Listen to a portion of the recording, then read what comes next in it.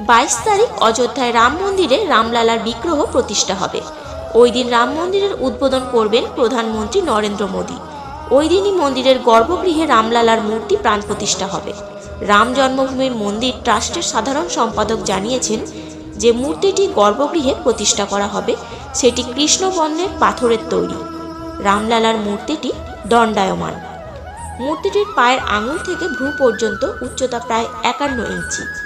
এই মূর্তিটি তৈরি করেছেন মহীশূরের বিখ্যাত ভাস্কর অরুণ যোগীরাজ।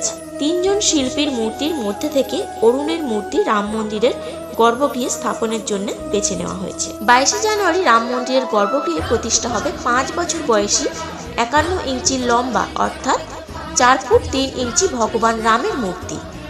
22 জানুয়ারি সেই মূর্তিটিরই প্রাণ প্রতিষ্ঠা করা হবে। মূর্তিটি কালো পাথরের তৈরি। মুখে রয়েছে হালকা হাসির ছাপ। এক হাতে